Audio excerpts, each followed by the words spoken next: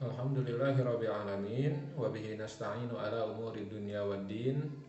Wassalatu wassalamu ala asyrafil anbiya'i wal mursalin nabiyyina wa habibina Muhammadin wa ala alihi wa sahbihi ajma'in. Asyhadu an la ilaha illallah wahdahu la syarikalah wa asyhadu anna Muhammadan abduhu wa rasuluh, amma ba'du.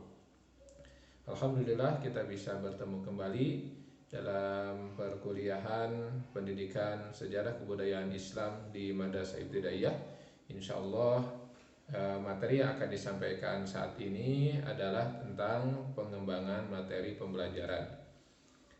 Materi ini sebetulnya umum, bukan hanya berlaku di MI, tapi bisa juga dipraktekkan atau dilaksanakan di seluruh mata pelajaran.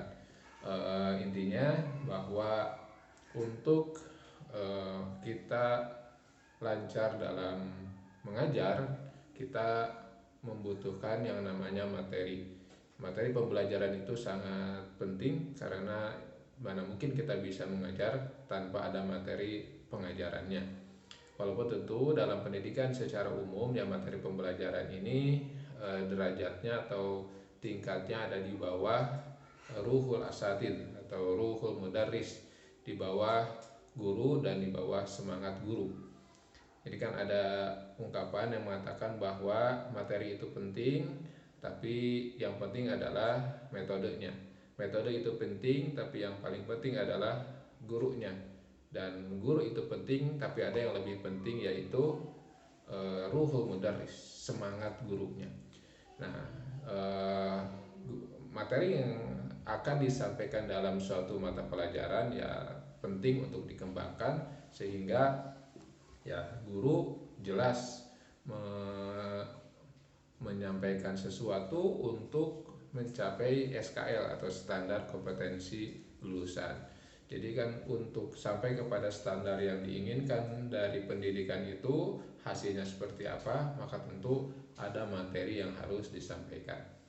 Insya Allah yang akan dibahas hari ini yang pertama adalah tentang apa itu materi pembelajaran, kemudian jenis-jenis materi pembelajaran, bagaimana prinsip pengembangan materi pembelajaran, dan bagaimana strategi mengimplementasikan materi pembelajaran. Baik, supaya tidak terlalu menyita waktu, kita masuk ke pokok bahasan yang pertama, apa itu materi pembelajaran. Materi pembelajaran disebut juga instructional materials, yaitu bahan yang diperlukan untuk pembentukan pengetahuan, keterampilan, dan sikap yang harus dikuasai oleh murid atau dikuasai oleh peserta didik dalam rangka memenuhi standar kompetensi yang ditetapkan. Jadi kan pemerintah sudah menetapkan kompetensi inti dan kompetensi dasar. Maka bagaimana kompetensi inti dan kompetensi dasar ini bisa diraih, maka perlu ada indikator atau standar kompetensi yang ingin diraihnya. Ya istilahnya kalau dulu sih standar kompetensi, kalau sekarang kan kompetensi inti dan kompetensi dasar. Maka untuk mencapai ke dalam standar ini maka dibutuhkan bahan-bahan yang bisa menjadi standar gitu, bagaimana pengetahuannya, keterampilannya, dan sikap. Jadi pengetahuan seperti apa yang ingin diraih oleh siswa, oleh murid, keterampilan apa yang harus dikuasai oleh murid, dan sikap apa yang harus dikuasai oleh murid, maka semua ini tercakup dalam materi pembelajaran.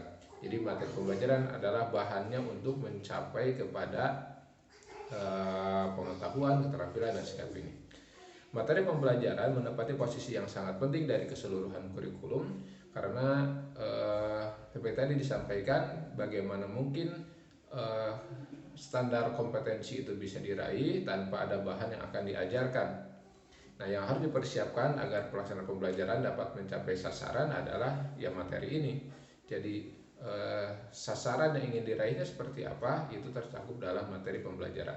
Maka materi yang dipilih untuk kegiatan pembelajaran hendaknya adalah materi yang benar-benar menunjang tercapainya standar kompetensi dan kompetensi dasar atau yang menunjang kompetensi inti dan kompetensi dasarnya. Jadi materi ini apalagi kalau kita kaitkan dengan sejarah kebudayaan Islam, Maka penting untuk kita memilih dan memilah materi apa yang memang menunjang kompetensi inti dan kompetensi dasarnya. Sebab kan kehidupan Rasulullah Shallallahu Alaihi Wasallam ini aspeknya sangat luas, maka aspek apa yang hendak diajarkan di madrasah ibtidaiyah ini tentu sangat penting. Nah, maka dari keseluruhan kehidupan Rasulullah Shallallahu Alaihi Wasallam itu ya harus dipilih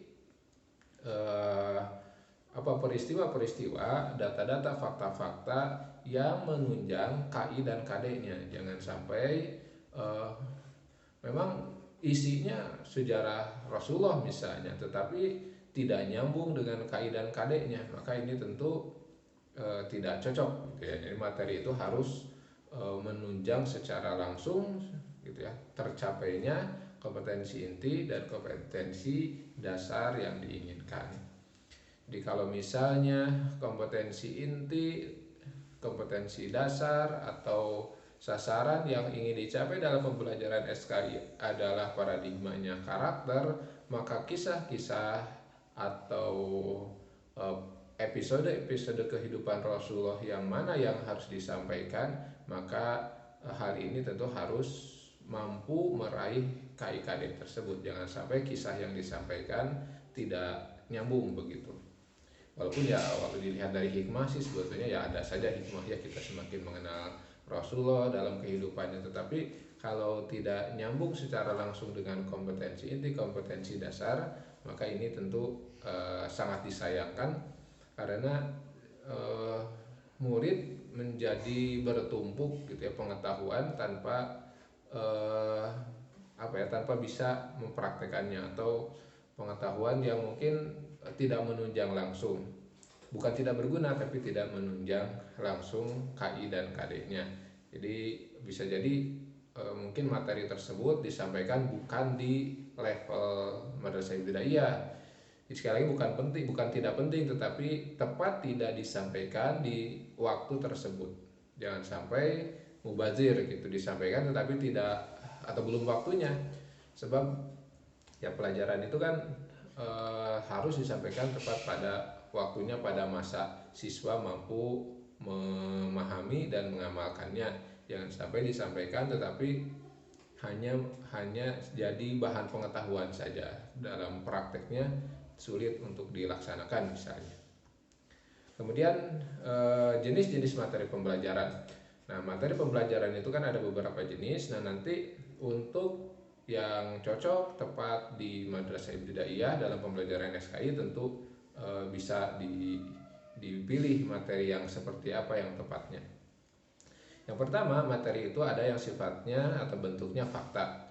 Nah, materi fakta ini adalah segala hal yang berwujud kenyataan dan kebenaran, meliputi nama-nama objek, peristiwa sejarah, lambang, nama tempat, nama orang, nama bagian atau komponen suatu benda dan lain sebagainya.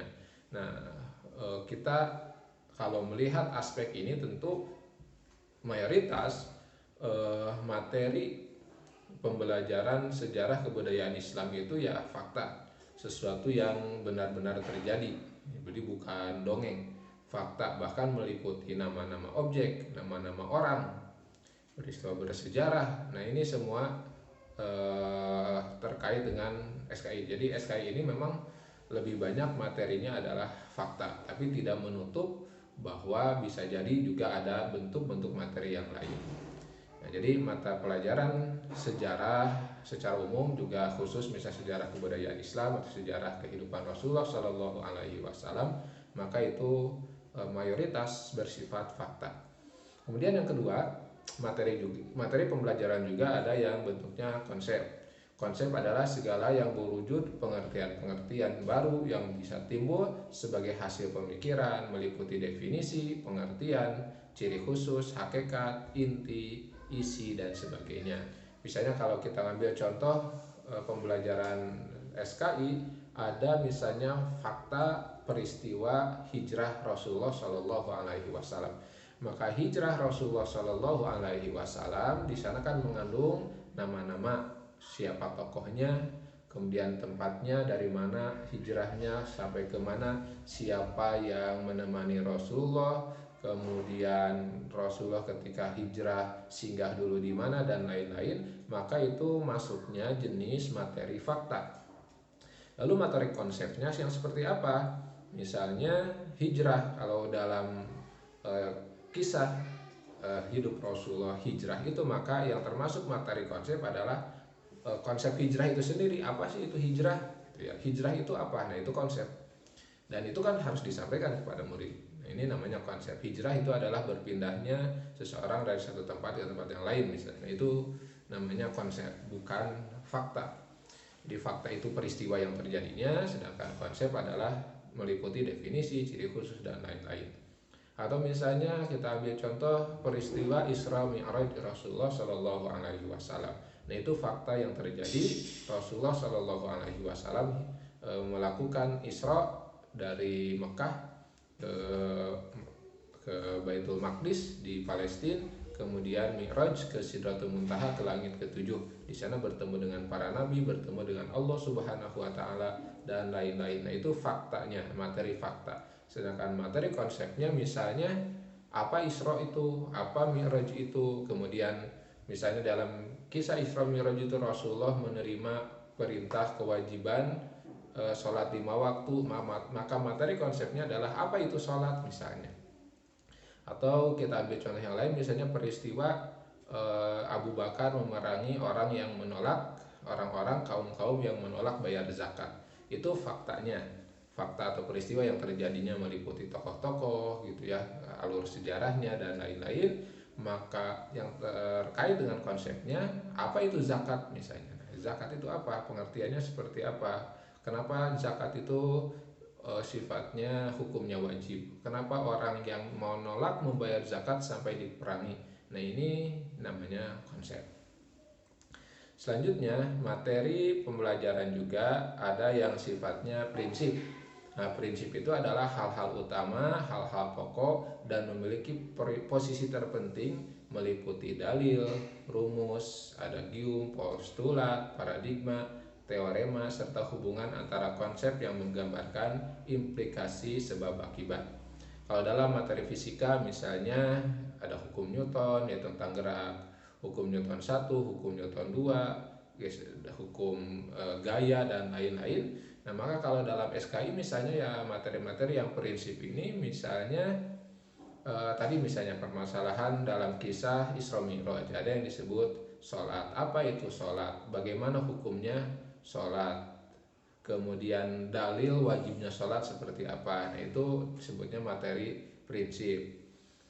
Walaupun tentu nanti lebih banyak materi ini akan disampaikan dalam pembelajaran fikih, tetapi tentu ada hal-hal yang bisa atau mungkin dibutuhkan di level tertentu, di level MI, Madrasah Sanawiyah atau Madrasah Aliyah, hal-hal yang sifatnya prinsip. Atau misalnya tadi dalam kisah kekhalifahan Abu Bakar, zakat misalnya, dalam zakat kenapa zakat itu wajib, apa dalilnya, kemudian kenapa orang yang menolak membayar zakat harus diperangi. Nah, ini sifatnya prinsip. Kemudian jenis materi yang keempat adalah prosedur. Prosedur itu meliputi langkah-langkah secara sistematis atau berurutan dalam mengerjakan suatu aktivitas dan kronologi suatu sistem. Jadi prosedur itu ya langkah-langkah khususnya. Misalnya kalau dalam mata pelajaran TIK ada langkah-langkah mengakses internet, dari mulai menyalakan komputer atau laptopnya, kemudian apa yang pertama diklik, dan lain-lain. Itu namanya prosedur. Jadi satu langkah yang tetap dan tidak berubah. Nah, kalau dalam pembelajaran PAI atau SKI misalnya ada prosedur itu seperti misalnya sholat. Prosedur sholat itu seperti apa? Diawali takbiratul ihram, kemudian membaca doa iftitah, membaca Fatihah, membaca surat, ruku, kemudian bangkit dari ruku, sujud, dan lain-lain. Itu sifatnya prosedur. Atau misalnya kalau khusus terkait dengan SKI adalah bagaimana dakwah Rasulullah Shallallahu Alaihi Wasallam. Nah, dakwah Rasulullah Shallallahu Alaihi Wasallam digambarkan dalam sejarah itu kan diawali dengan beliau memperbaiki diri, gitu ya. Beliau bertahanus, kemudian di Gua Hiro, kemudian beliau mensucikan jiwanya, mensucikan dirinya, sebagaimana digambarkan di surat Al-Mudaththir dan surat Al-Muzammil. Kemudian sesudah itu mulailah berdakwah kepada keluarga-keluarga yang terdekat, karib kerabat, kemudian berdakwah kepada masyarakat yang lebih luas secara sembunyi-sembunyi, baru sudah itu berdakwah secara terang-terangan, kemudian dan lain-lain. Nah, itu sifat namanya prosedur.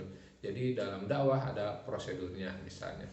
Jadi langkah-langkah yang ditetapkan terhadap sesuatu materi yang sifatnya langkah-langkah, ini disebutnya materi prosedur. Kemudian ada juga yang disebut materi sikap. Ini materi jenis yang kelima, yang terakhir, materi sikap.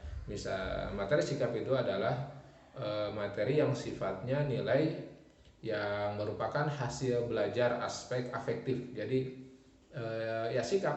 Jadi kan kalau tadi mungkin lebih kepada materinya ya, atau bagaimana kognitif dan psikomotorik, bagaimana pengetahuan didapatkan, bagaimana suatu prosedur dijalankan, itu kan kognitif dan psikomotorik. Nah, materi yang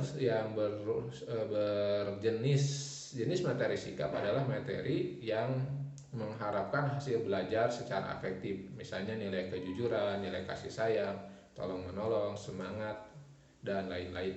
Nah, ini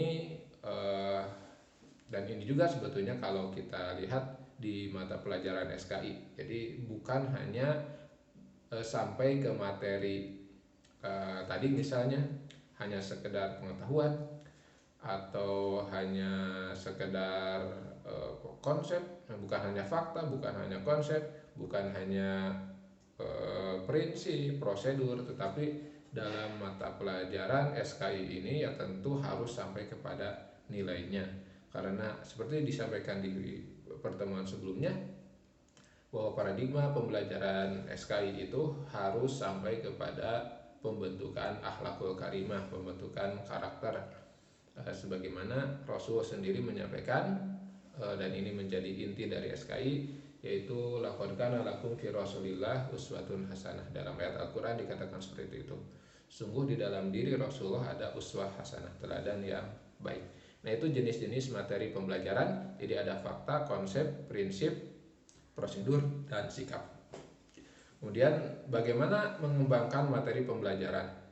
Ada beberapa prinsip yang harus diingat, harus dicatat, dan harus dijalankan dalam mengembangkan materi pembelajaran. Yang pertama adalah prinsip relevansi. Artinya pembelajaran hendaknya relevan dengan kompetensi inti dan kompetensi dasar yang hendak diraih. Jadi harus relevan, tidak boleh melenceng gitu, harus relevan, cocok. Jika kemampuan yang diharapkan untuk dikuasai oleh murid itu berupa menghafal fakta, maka materi pembelajaran yang diajarkan juga harus berupa fakta. Ini relevan. Kalau konsep, ya berarti materinya adalah konsep, bukan fakta, bukan prinsip, ataupun jenis-jenis materi yang lain. Jadi prinsip yang pertama adalah harus relevan. Jadi kalau misalnya yang diinginkan siswa dapat menyebutkan misalnya peristiwa, siswa dapat menceritakan kembali peristiwa hijrah Rasulullah, itu kan lebih ke fakta, maka nanti materi pembelajarannya ya sifatnya fakta-fakta yang disampaikan. Yang kedua, prinsip yang harus diperhatikan adalah prinsip konsistensi. Jadi jika kompetensi inti atau kompetensi dasar yang harus dikuasai peserta didik ada 4, maka materi yang diajarkan pun atau materi yang disusun pun harus meliputi 4 macam tersebut. Jadi lihat KD-nya ada berapa. Kalau KD-nya kompetensi dasarnya ada 4, maka materi yang disampaikan harus mencakup 4 ini. Tidak boleh hanya sebagian, harus semuanya tercakup. Ini namanya prinsip konsistensi. Jadi kalau cuma 2 misalnya, maka materi ya harus mencakup 2 itu. Kalau ada 4, maka materi harus mencakup 4 itu.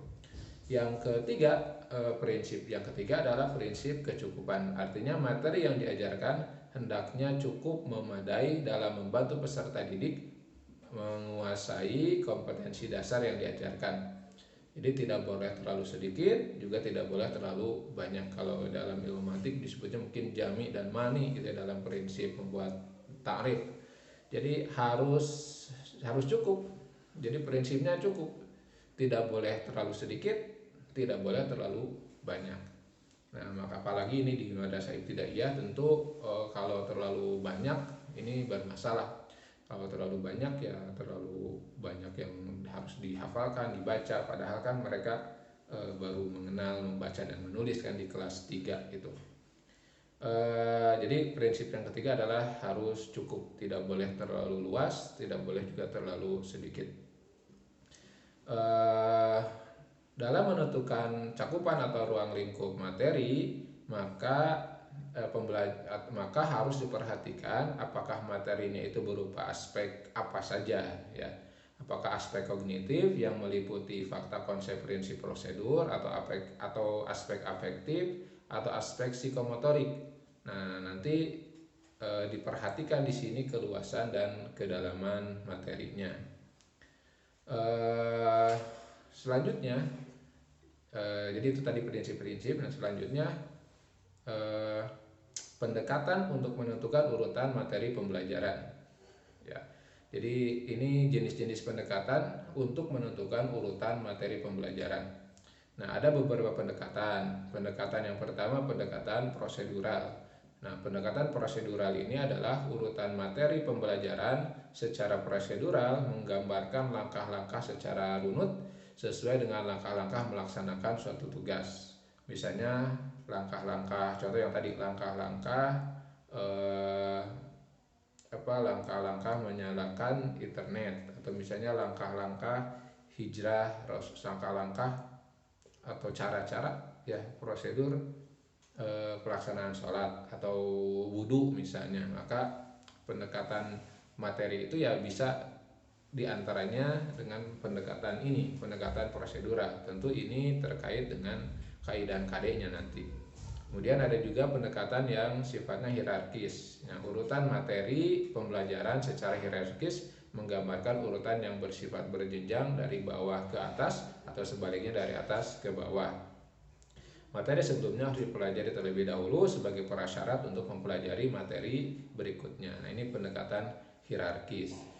Jadi kalau pendekatan prosedural lebih ke langkah-langkah gitu ya. Misalnya yang A misalnya wudhu, materi selanjutnya tayamum, materi selanjutnya mandi, materi selanjutnya sholat, misalnya gitu kalau dalam fikih ya. Kalau pendekatan hierarkis dari bawah ke atas atau dari atas ke bawah, jadi yang mana yang harus didahulukan. Misalnya untuk mengetahui yang A harus tahu dulu yang B, maka B didahulukan kemudian A. Itu pendekatan hierarkis. Nah, selanjutnya penentuan sumber belajar. Nah, sumber belajar, berbagai sumber belajar dapat kita gunakan untuk mendapatkan materi pembelajaran. Nah, pilihan tersebut harus tetap mengacu pada setiap kompetensi inti dan kompetensi dasar. Sumber belajar adalah rujukan, artinya dari berbagai sumber belajar tersebut seorang guru harus melakukan analisis dan mengumpulkan materi yang sesuai untuk dikembangkan dalam bentuk bahan ajar. Nah, kalau dalam pembelajaran SKI tentu sumber belajarnya adalah ensiklopedi sejarah misalnya, atau kitab sirah Nabi, kitab sejarah Nabi, atau ensiklopedi kehidupan Rasulullah Shallallahu Alaihi Wasallam dan para sahabat misalnya. Nah, itu sumber belajar. Atau bisa juga sih sumber belajar itu orang misalnya, kalau dia orang tersebut misalnya ahli dalam bidang ini gitu. Di antara jenis-jenis sumber belajar bisa berupa buku. Nah, ini tentu kalau SKI sih lebih banyak ke buku tentu. Kemudian laporan hasil penelitian, ini juga bisa dalam SKI, misalnya sumber belajar ini dari laporan hasil penelitian misalnya terkait dengan sikap itu ya, yang tadi sikap misalnya kan untuk mendidik karakter, mendidik sikap, mendidik akhlak itu kan biasanya ada strategi tertentu. Kan kalau materi SKI itu lebih banyak faktanya. Nah, bagaimana fakta ini disampaikan sehingga bisa membentuk sikap. Nah, ini biasanya dilakukan penelitian-penelitian oleh para ahli. Maka sumber belajar pun kita bisa mencari dari penelitian-penelitian atau laporan-laporan dari penelitian yang sudah dilakukan. Bisa juga dari jurnal. Nah, ini hampir mirip dengan yang kedua tadi. Jadi selain buku, laporan hasil penelitian bisa juga dari jurnal atau bisa dari majalah ilmiah atau kajian pakar di bidang tersebut atau karya profesional, dokumen kurikulum atau penerbitan berkala seperti harian, mingguan, dan bulanan. Bisa juga melalui internet atau multimedia, TV, video, VCD. Nah, sekarang kan sudah banyak misalnya film-film yang menceritakan tentang sejarah kehidupan Nabi dan para sahabat. Atau bisa juga dari lingkungan, misalnya lingkungan alam, lingkungan sosial, dan lain-lain. Nah, ini tentu bisa juga dijadikan sumber belajar, tapi untuk SKI mungkin agak sulit untuk lingkungan, kecuali ya dalam materi-materi tertentu. Memang idealnya sih tentu kita bawa anak kita ke Mekah, ke Ka'bah gitu ya, ke Madinah. Nah, itu kan idealnya seperti itu, sehingga tergambar secara kasat mata gitu ya. Tidak tergambar secara kasat mata bagaimana kira-kira dulu Rasulullah Shallallahu Alaihi Wasallam dilahirkan, atau bagaimana Rasulullah melaksanakan tawaf gitu ya, sholat di Masjidil Haram, dan lain-lain. Itu jenis-jenis sumber belajar. Kemudian bagaimana mengimplementasikan bagaimana implementasi pengembangan materi pembelajaran. Nah, bagaimana menyusun atau mengembangkan materi pembelajaran ini? Yang pertama adalah penentuan materi pembelajaran. Jadi untuk menentukan materi pembelajaran, yang pertama yang harus dilakukan adalah identifikasi kompetensi inti dan kompetensi dasarnya, baik dalam aspek ranah kognitifnya, ranah psikomotoriknya, dan ranah afektifnya. Jadi diidentifikasi nih, misalnya KI-nya ini, KD-nya ini, udah diidentifikasi, sudah dibaca ranah kognitifnya apa, ranah psikomotoriknya apa, kemudian ranah afektifnya juga apa. Misalnya sesudah dipilih kompetensi dasar yang akan diajarkan, maka pertanyaan selanjutnya adalah apakah kompetensi dasar itu berupa fakta? Nah, kalau fakta berarti karena kompetensi dasarnya itu fakta, maka nanti materi pembelajarannya pun bersifat fakta gitu. Atau apakah kompetensi dasar itu berupa definisi, menjelaskan atau mengklasifikasikan, maka tentu nanti materi pembelajaran yang disampaikan adalah berupa konsep gitu.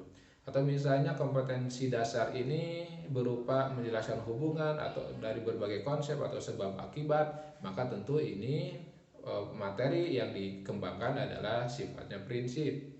Atau misalnya kompetensi dasar ini berupa langkah-langkah mengerjakan suatu prosedur, maka materi pembelajarannya pun bersifat prosedur. Atau misalnya apakah peserta didik dengan kompetensi dasar itu diminta untuk memilih sikap tertentu terhadap suatu kejadian. Nah, ini biasanya di SKI malah yang ini, bisa selain dari fakta yang nomor satu tadi, bisa juga yang ini, sikap. Maka nanti materi pembelajaran pun berupa aspek sikap atau aspek afektif. Kemudian apakah peserta didik dengan kompetensi dasar itu misalnya diminta melakukan kegiatan tertentu dengan anggota badannya, maka materi pembelajaran pun bersifat psikomotorik. Nah, jadi langkah pertama dalam menyusun materi pembelajaran itu adalah identifikasi dulu KI dan KD-nya, terutama KD tentu saja, kompetensi dasarnya. Kemudian yang kedua,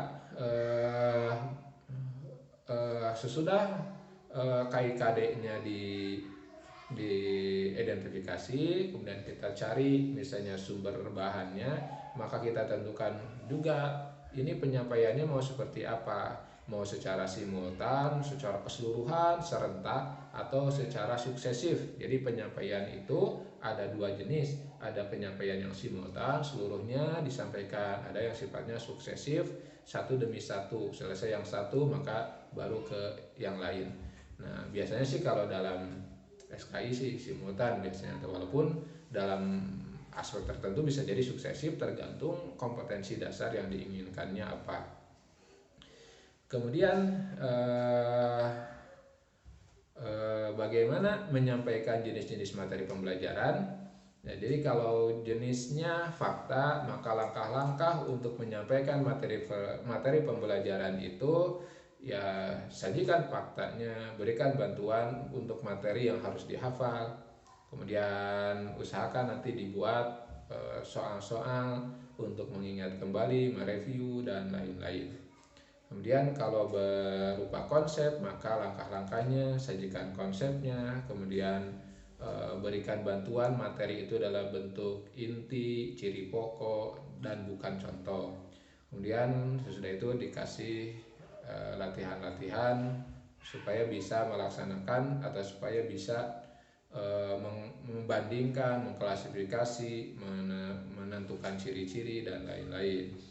Kalau materinya berupa prinsip, maka langkah-langkah untuk mengajarkannya ya berikan prinsipnya, misalnya contoh penerapannya, berikan juga kemudian soal-soal yang sifatnya latihan untuk untuk menggali apakah murid itu menguasai prinsip tersebut atau tidak. Nah, kalau sifatnya prosedur, maka ya sampaikan materi pembelajaran itu dalam bentuk langkah-langkah prosedur yang bisa dipraktekkan gitu ya. Kemudian nanti diberi tugas praktek juga. Nah, kalau afektif, maka strategi untuk mengajarkan materi aspek afektif atau aspek sikap ini adalah ya ciptakan dulu kondisinya, kemudian buat pemodelan dalam arti contohnya atau teladannya, kemudian demonstrasikan, kemudian disimulasikan dan lain-lain. Nah, itu diantara bagaimana cara-cara mengembangkan materi pembelajaran. Jadi intinya pahami bahwa ada prinsip-prinsip, ada langkah-langkah, ada jenis-jenis materi, dan ini tergantung kepada kemampuan kita mengidentifikasi kompetensi inti dan kompetensi dasarnya. Saya kira itu untuk materi hari ini. Mudah-mudahan ada manfaatnya. Insyaallah kita bertemu lagi di materi-materi selanjutnya. Aqulu qauli hadza wa astaghfirullah li wa lakum. Wassalamualaikum warahmatullahi wabarakatuh.